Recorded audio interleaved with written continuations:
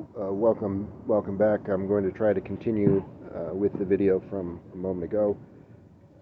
I believe that I was talking about a common kind of a misdirection on the part of AI pundits and personalities and technologists and people in tech management, CEOs and such, where um, where the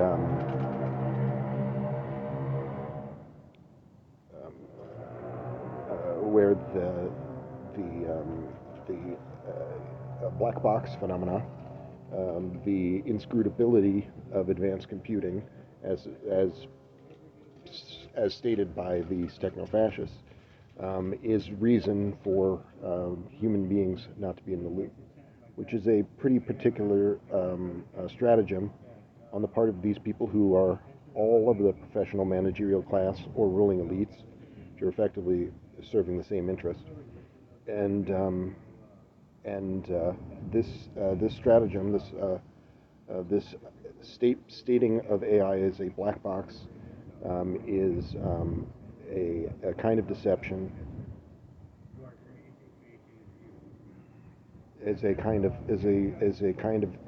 Deception, because there's nothing in this world that exists or will exist that is not going to be controlled by some human being, and there's no thing wherein the sum is truly greater than its parts. There's no superintelligent entity that's not going to have some puppet master or other. And the confusing of that in the popular imagination, an intentional set of effectively CIA talking points, is a trick to force you to accept this techno-fascist path. I describe two paths here. My notes say a bifurcated path. So I've described a bit, I think, of this utopian and dystopian path, but I'll call some of that back now because I don't recall precisely what was said. The path toward this AI takeoff and a world changed by advanced computing has led humanity to a crossroads unlike any other in human history. And one path is the path toward more cybernetic socialist institutions, and the techno-communist conversation, which first must occur. The show, I often refer to it as the techno-communist conversation, that conversation is a necessary part of building a humane and sustainable AI-run economic system, the alternative to which is human annihilation and further maltreatment and indignity. So we have a utopian outcome, which is the highly socialistic outcome, and that's a world transformed by these principles of cybernetic socialism, a well-established discipline, and that requires a new socio-economic structure where advanced computing and relatively less human work are able to synergistically manage resource allocation, production, and decision making. This is not a speculative possibility, the human AI collaboration network, as you may imagine. Today, you can download a variety of open source chatbots which have powerful capacities to be your digital assistant, like Mistral and others along these lines. And the highest end version of these, the ones that exist in high-end computer science laboratories, are more powerful still. They are effectively AI agents that are able to plan in ways that these chatbots, these mechanical Turks, are not able to plan. They have insights into their behavior, and they are approximating what we would call artificial general intelligence.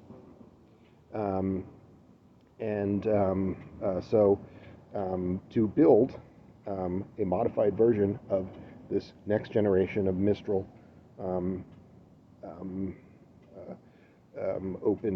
open source chatbots that have these capacities of human-like capabilities, and unlike human-like capabilities, have the ability to operate at all hours, and a doggedness in pursuit of their goals. We will be able to build a superintelligent AI human collaboration network by modifying slightly something like Mistral, the next generations of Mistral. This is, again, not terribly speculative, because we could be doing this now if these things were not the exclusively held by for-profit operations and being held back so that they can further enrich private coffers. But they could already be there could already be an open source Mistral, generally intelligent Mistral equivalent, if that were not the case. It's very, very likely that this will be the landscape of the open source technology by the end of this year. So when this comes to pass, and we have the ability to have a near holy host of angels, so to speak, in the form of these agile and insightful AI agents operating to better things, it would be foolish not to allow them to, say, continue on the path that they are now, which is making environmental degradation worse and enriching private wealth at the expense of actual human beings.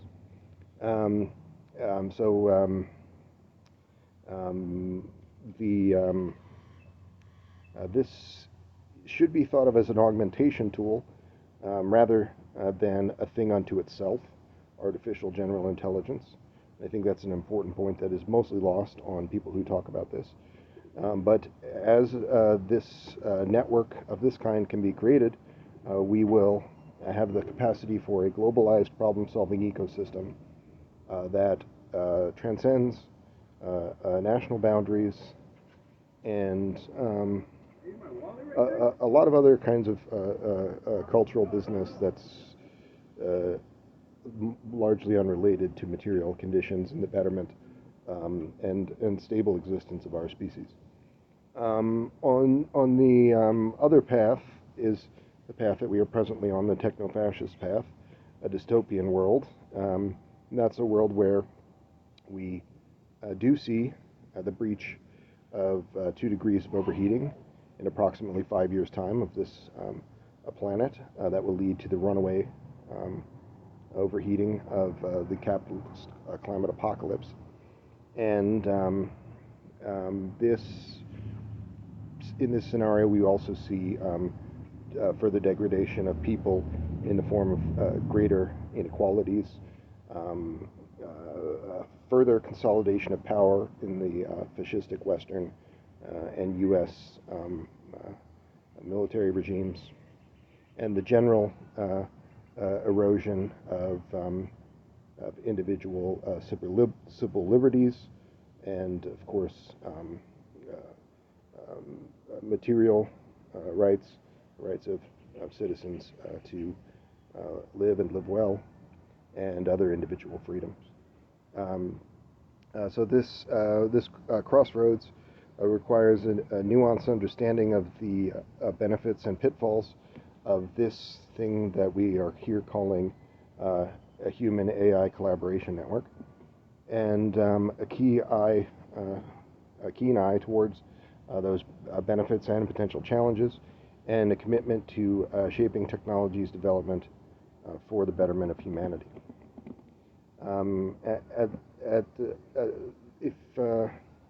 If you're not someone who's made a study of scientific socialism, you're probably not someone who's made a study of cybernetic socialism, a well-established discipline of which this area that I'm discussing would be described as a fringe or emerging interest. Cybernetic socialism is basically the possibility of using much simpler networks in the absence of private wealth and fascistic forces, like what was done with telex machines, what was mostly built with telex machines, a very simple technology in Chile by Salvador Allende and Stafford Beer and others.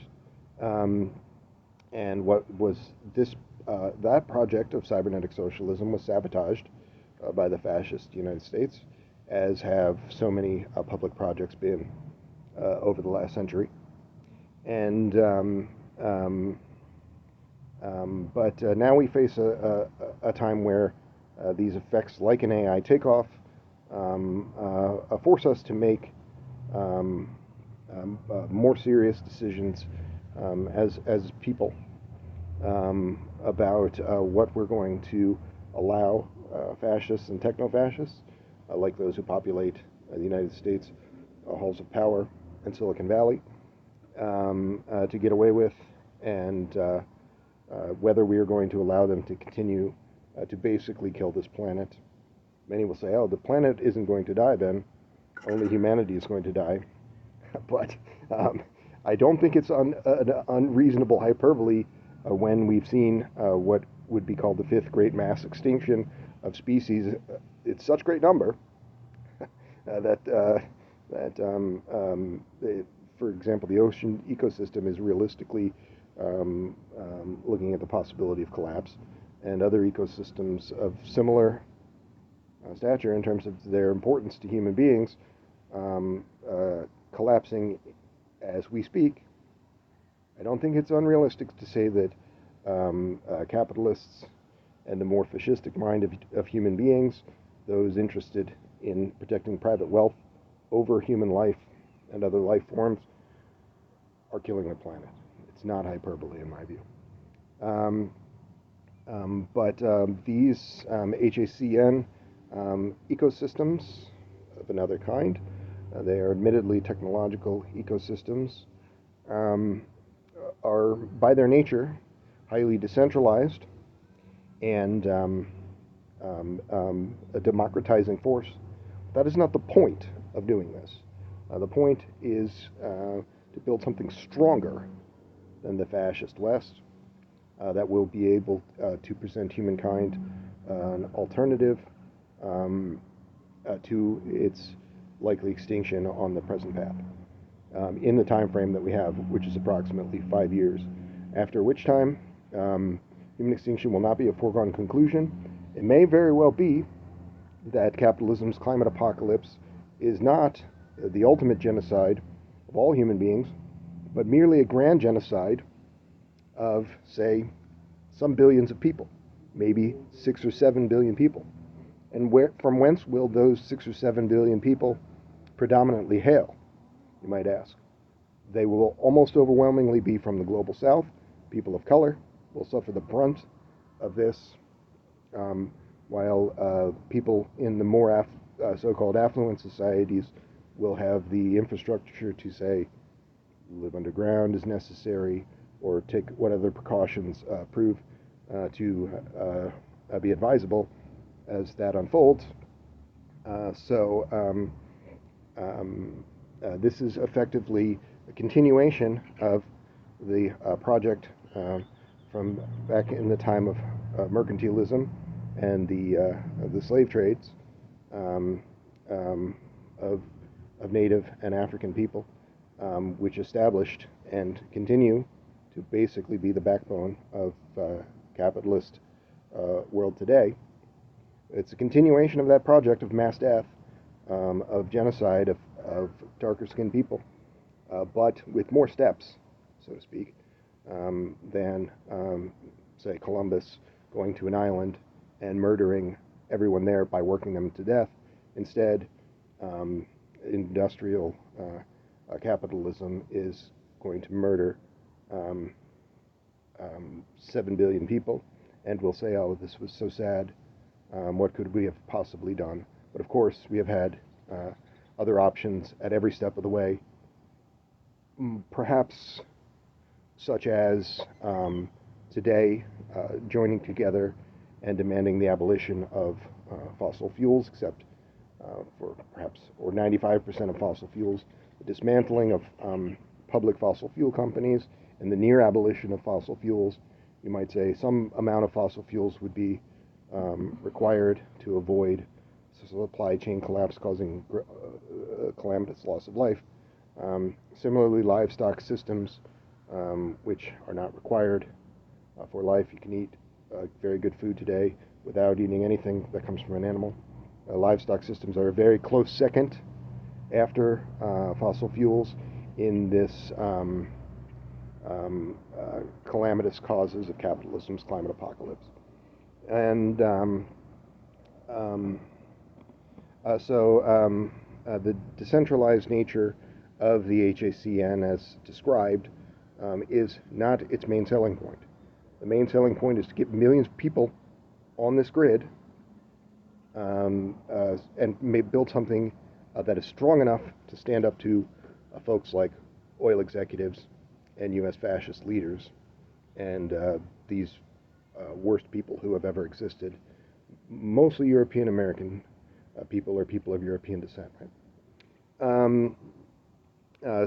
Here's a little bit more about how this superintelligence network might be constructed. Imagine this augmented citizenry, this hyper-connected populace equipped with these specialized AI agents, which again are not something for 2030 or 2040, something for 2025 or 2026. And in many respects resembling how you might interact with GPT or Lambda products today, but unlike them, in larger groups and with greater capacities for them that are today being rolled out, basically. They would serve as cognitive prosthetics, augmenting human capabilities in groups in these areas like problem-solving, information retrieval, creative ideation, and most importantly, mass collaboration. This will empower world citizens, yourself, if you're dedicated to not being a fascist pig, supporting the owners of Shell Oil instead, to participate actively in truly addressing global challenges rather than greenwashing non-solutions, and fostering more informed and engaged world citizenry. A humane and sustainable economic system, again, necessarily requires the fight for a humane and sustainable world, which is a world only without private wealth. And that is a fundamental difference between more fascistic-minded people, who you might refer to as capitalists, and less fascistic-minded people, who you might refer to as socialists, is, do you agree that private wealth, just killing the planet, should be abolished? If you hesitate, say some bullshit about a mixed economy, you are still a capitalist and not a person who could possibly be of use in this fight.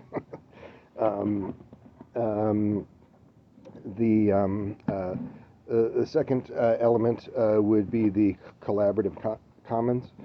So envision a digital platform that transcends geographical and cultural barriers. This collaborative commons is obviously something like a virtual space where world citizens are able to exchange ideas, propose solutions, and collectively address pressing global issues. Again, this concept, however, is designed to be effectively low impact for users, a click-through process, the answering of some yes or no emails throughout the course of the day, kind of thing, rather than a serious, intensive intellectual labor. Um, uh, the reason being is the AI agents are able to fill in a lot of that, but AI agents are capable of AI hallucination to a high degree.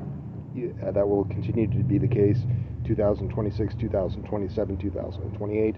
So it is necessary for human beings, and that is socialists, not the more fascistic-minded, actual human beings, to steer that project. But it does not require, you do not have to have, do not be a Sovietologist or a cybernetic socialist expert or something to do this. Almost anyone could do this, as long as they're willing to basically operate within the constraints that this is nothing to do with private wealth. And so this platform would foster a new kind of real-time collaboration, allowing diverse perspectives to converge and truly work on solutions for a humane and sustainable future, which requires a humane and sustainable economic system. There is at the center of this ultimately a collective intelligence engine, a kind of oracle. So imagine that this a meta advanced computing system at its core has something that is continuously learning and evolving based on the mandates of users and based on the greater and greater knowledge of this network of artificially generally intelligent AI agents. And this collective intelligence engine will serve as a kind of central nervous system for this superintelligent form, ingesting and synthesizing a vast amount of data generated by the larger group of citizens and the collaborative commons. Employing new machine learning and other advanced computing techniques as they become more relevant, it will identify patterns, extract insights, and iteratively refine its capabilities in something like an AI recursion, which is a little bit of a weasel concept in my view, but with larger and larger groups and humans in the loop, it becomes less so. This collective intelligence engine will ultimately, as it grows to larger than some hundreds of thousands or millions of users, begin to affect as a global supermind, in the best sense, I hope, amplifying and augmenting the collective wisdom of the network, and I think even in short order could lead to something like what I've described on many shows on this channel and on the affiliated YouTube channel, which I recommend that you watch, about the United Earth Directorate, the ultimate outcome of such a thing. So what does this have to do with nationalism, as suggested by the title? It will erode the nation state in a dramatic way in the years to come, in my view. And so the emergence of HACNs then presents a potent challenge to the traditional nation-state system. And here's how this effectively decentralized superintelligence network could chip away at the foundation of more fascistic, nationalistic entities and sovereignty. Dissolving geographical borders. HACNs will empower citizens to collaborate seamlessly across geographical divides. The collaborative commons transcends physical distance, fostering a sense of global community where national borders become increasingly irrelevant, and individuals can contribute their expertise and insights to global challenges, regardless of their location, regardless of cultural and language barriers, which will easily be mitigated. And this creates and requires a different way of envisioning human groups and identity. I think of this often, because I don't like my family that much, that you or I are no more, are really not very much more closely related to our own mother or father or children, if you have them, than we are to anyone else. We share most of the same DNA. We really actually do. By and large, this is a chauvinistic fairy tale that we tell, that we come from a tribe, cultural group, family group. It's thus heretofore been, for the most part, been necessary for the rearing of children, but you should not confuse that, I think, somewhat antiquated structure with a natural state of humanity. You are a part of a family, a human family of 8 billion. And this understanding, I think, while a axiomatic kind of statement, will still serve anyone in thinking about these kinds of concepts. The kind of democratization that comes through the collective intelligence, as described, by equipping citizens with advanced computing powered cognition tools, the superintelligent network that we described.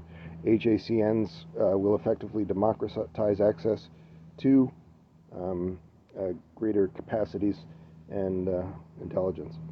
This will also dismantle traditional monopoly of nation states and corporate interests over information, knowledge, and decision-making processes. Emphasis on the latter.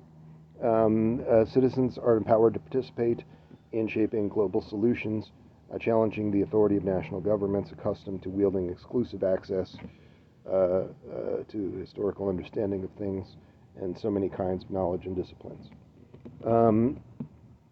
Optimizing resource allocation on a global scale.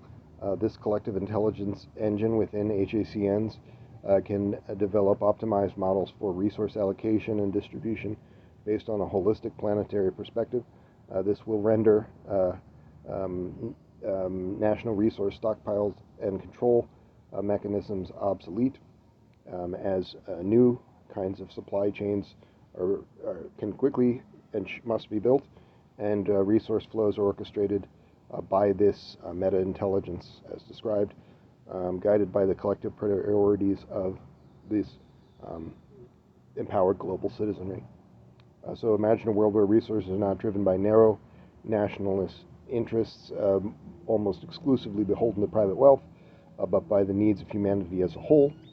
This simple statement more or less sums up all that is wrong with the world, and to attribute those problems to other causes, or to focus on cultural matters rather than material conditions, is to be a part of that problem.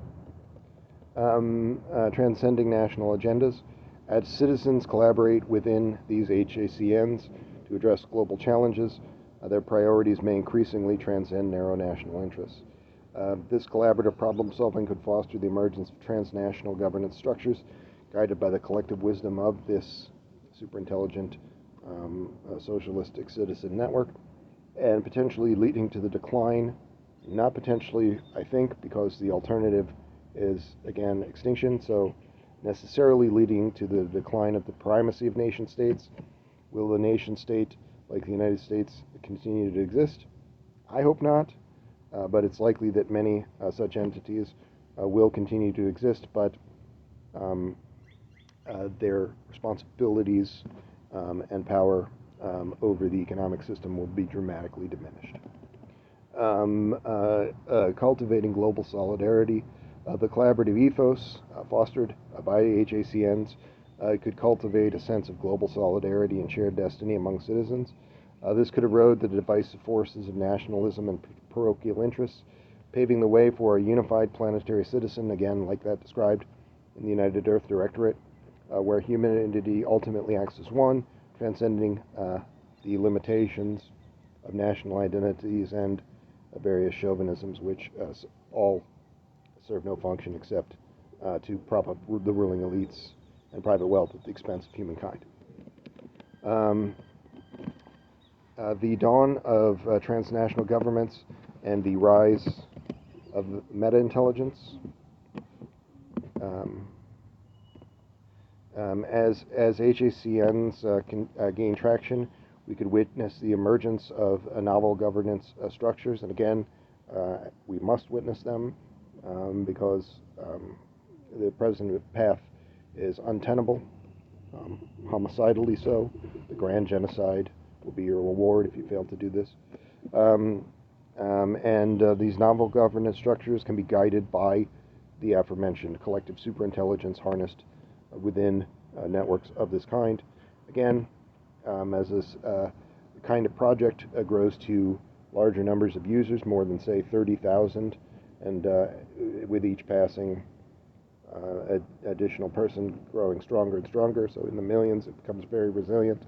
It will become less likely to hallucinate, less likely to be destroyed by fascistic evildoers, and less likely to run afoul of Murphy's Law. So here's a deeper exploration of potential scenarios. Evolving regional blocks. Initially, regional blocks and supranational unions could emerge, facilitated by these specialized collaboration platforms as described, and this larger interconnectedness provided by the so-called HACN. These entities, these proto nation-state replacers, could transcend national boundaries, harmonizing policies and resource allocation strategies by the collective wisdom of participating nations. There are, at present, 6 or 7 countries which, if you're being very generous, could be said to have socialistic values written into their constitutions, and some others that might receive a very grudging honorable mention.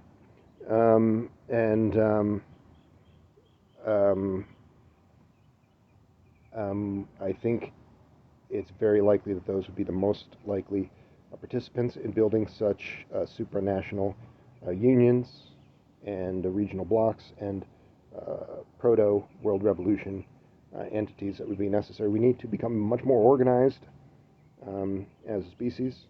It's not enough to know what you don't like. I don't want human extinction. That's going to suck. It's a good idea to have some fucking idea of what you're actually going to do, which means you have to study the people that have actually gotten out of this capitalist hellscape, scientific, socialist nations of the past.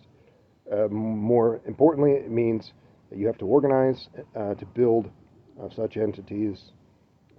Again, there are movements right now which are quite impressive, like the Free Palestine movement, but protest actions and marching in the streets, eventually those things tend to fizzle out, and without an organization to arise in their stead, you are left with nothing but a lot of noise that was once made.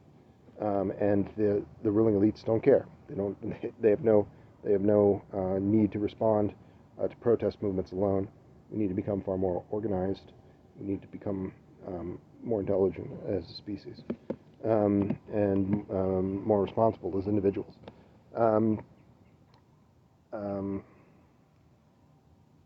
So something that these supranational unions could do is leverage advanced computing-powered insights to tackle challenges which nationalistic entities have great difficulty with by their hyper-nationalistic tendencies, like economic disparities, cross-border environmental considerations. By and large, these things are not handled at all, or handled so badly. The possibility of a global parliament of humanity As the erosion in the nation-state accelerates, global governance bodies must and will arise, and if they do not arise, begin to arise again, and within around 5 years, we will have sealed the fate of humanity potentially, or at least have committed this white supremacist grand genocide wherein many billions of people in the global south will die so that you can continue to drive around in an SUV and eat cheeseburger like a piece of shit, and tell yourself that you don't work for Shell Oil, so you're not a bad person. You are a bad person. We need to completely upend this system, and that does require a certain amount of honesty and accountability there.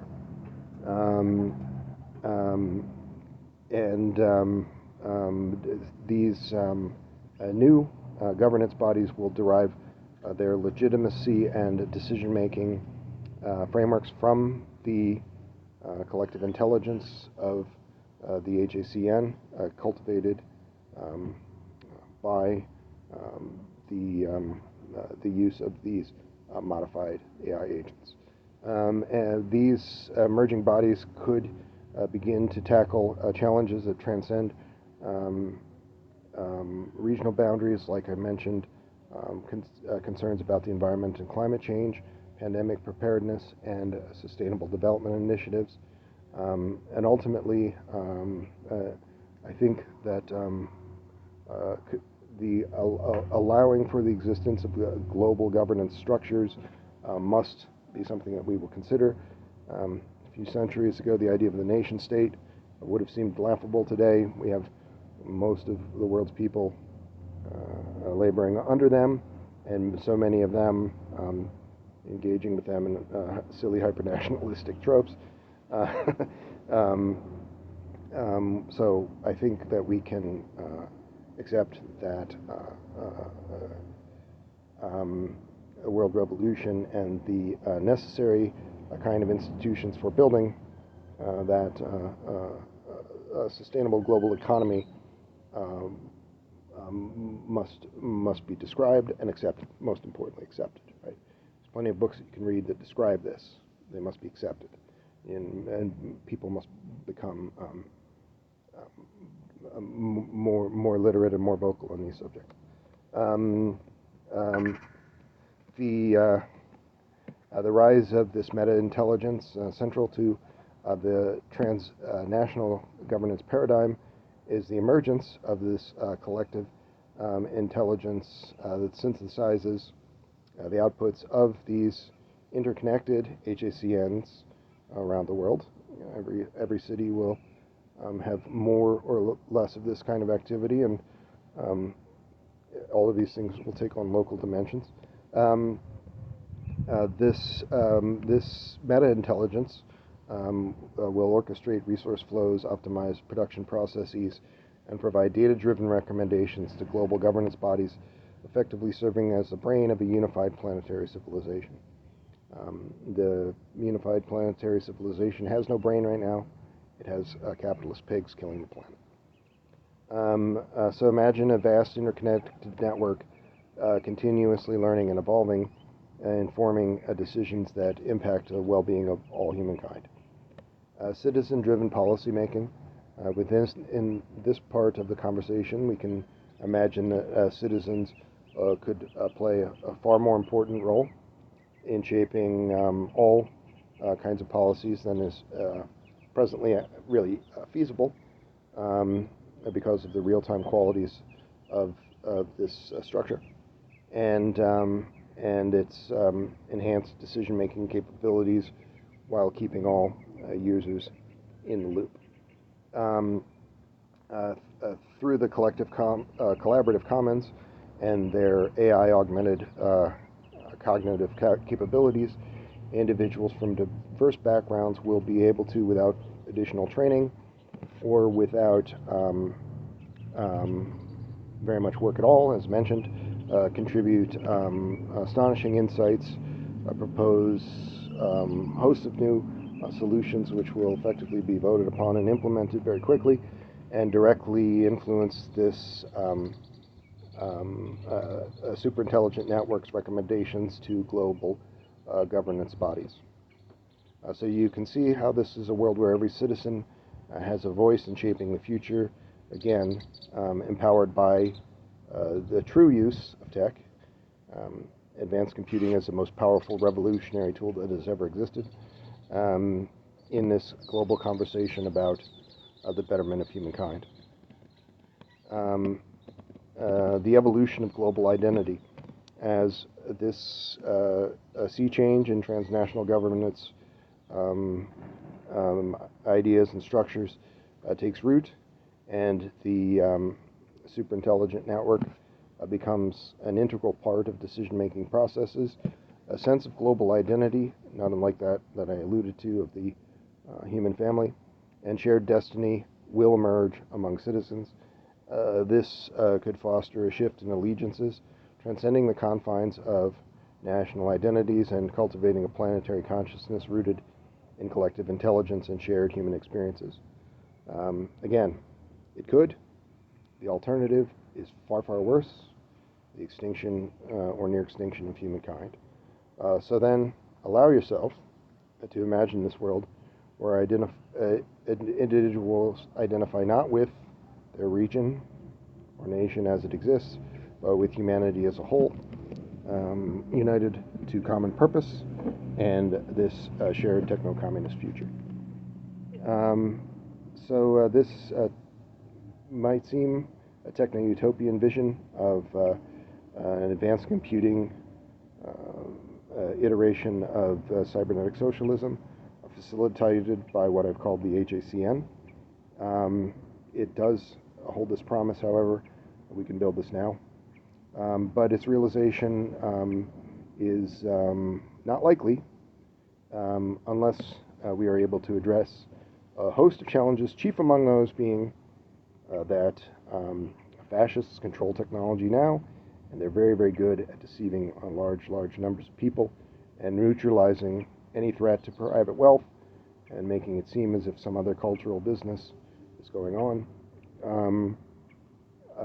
But of course, all they care about is seeing that the rich get richer and everyone else, including them, dies in that world, right? Everyone, the people of Papua, or West Papua,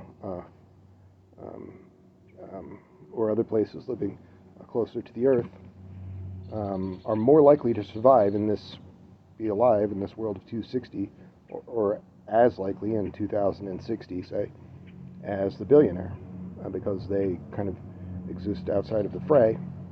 So the billionaire will be hiding in a bunker, will be hunted like a dog, and rightly so. The person living close to the land, outside of the use of farming and consumer products and advanced technology, will not have a target on his back. So if any group of humans in the near total extinction of human beings, if any group of humans is likely to be alive, it's not going to be wealthy people of European descent. It might be, but it's as likely to be people who had no involvement in any of this.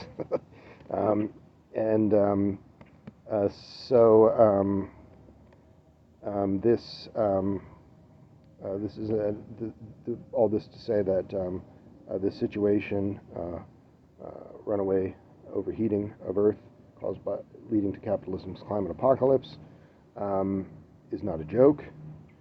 This is you can read many books by climate scientists and serious scholars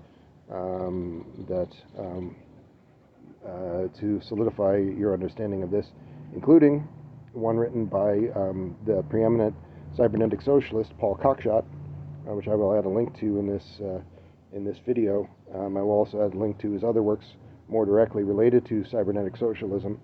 I will link some audiobooks there. You can, of course, get those books at some libraries, probably many libraries, and many bookstores or online. I recommend that you, if you don't want to listen to the audiobook, that you acquire the book and read it. But I will send the audiobook links. What are the challenges of the vested interests in the more fascistic nation-state system that dominates the world? The erosion of the nation-state system and the emergence of the transnational governance structures alluded to, the erosion of the nation-state system poses a direct threat to the entrenched interests of private wealth and the political and economic elites in most nations, who, while not all as fascistic as those of the United States, basically all suffer from this to some degree. So these vested interests will absolutely resist the power of HACNs. That is why I think it might be important to consider that at first the HACN maybe will have a focus on its work and maybe focus on even some other goals, not creating a negative feedback loop in power dynamic insanity. So this decentralization of decision-making processes is bad for the ruling elites. People who are the majority shareholders of Shell Oil, they don't want their building to be burned to the ground. They don't want their heads to be on pikes in front of that building, as they probably should be. But consider that putting their heads on pikes is no greater an act of violence than the violence that they are doing to themselves by killing all of humanity through capitalism's climate apocalypse. There's no more hellacious individual than the European American as a class. These are the people who are killing this world.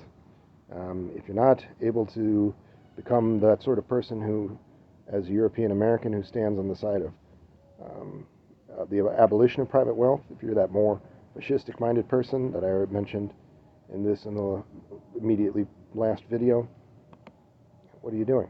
You're a waste of space. You're part of the problem. Get out of the way.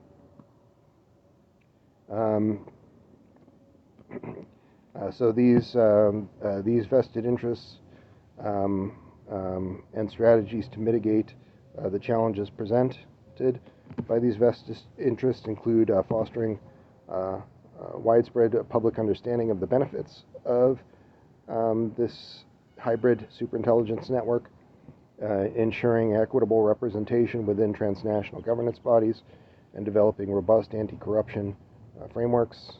There's not really such a thing that exists, right? The word anti-corruption mostly kind of seemed more like a practical joke than anything to actually stop the abuses of private wealth. If that were not the case, the planet wouldn't be dying, right? National security concerns. Governments may cite national security concerns as justification for resisting the adoption of a superintelligent network like the one I've described. They would see the erosion of they would claim that the erosion of their sovereignty, which is really not an erosion of any legitimate sovereignty, but the erosion of the abuse that is inherent to private wealth, and an abuse that has taken on such scale and scope as to, again, destroy all of humanity. So the perceived threat of losing control over the resources that more fascistic nation states now control and hoard over sensitive information in various sectors, not least of which tech, and decision-making autonomy will fuel resistance from Western security establishments and nationalistic entities of other kinds. To address these concerns, robust scientific socialist cybersecurity measures, clear data governance frameworks, and international cooperation on security threats on the part of scientific socialist-minded citizens, which hopefully would soon be all citizens, are all crucial. Bridging the digital divide. The effective functioning of these HACNs hinges on equitable access to AI technology, digital infrastructure, and educational resources. So failure to bridge the so-called digital divide and address global inequalities stemming from advanced technology will result in further marginalization of already underserved communities, undermining the inclusive and democratic, truly democratic, not sham liberal democratic, but truly democratic aspirations of this AI-run cybernetic socialist planned economy. Efforts to bridge this divide might include international initiatives to expand internet access with scientific socialism in mind, promote digital literary education and ensure equitable distribution of advanced computing resources. Algorithmic bias and the quest for transparency. As AI systems play a pivotal role within the HACNs and the potential emergence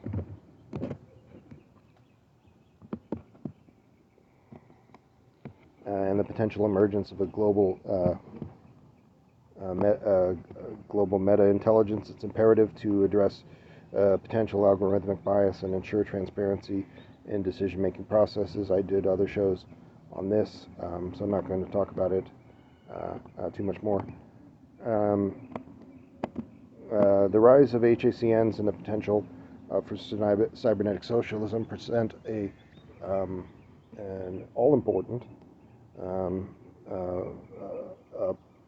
set of ideas, possibilities for reimagining the human condition and building a truly humane and sustainable economic system, the only path to building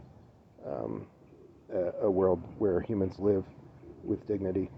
I am inclined to believe that over the course of the 21st century, human beings could easily build a public health service that's able to treat aging as a reversible condition. But the people who have made the most advances in this kind of technology do not even, biomedical technology that is, do not even support, for the most part at all, the building of an actual public health service. They support the United States' for-profit predatory healthcare system. I have not met really any advocates for radical life extension who are not effectively fascists. Who are not effectively fascists.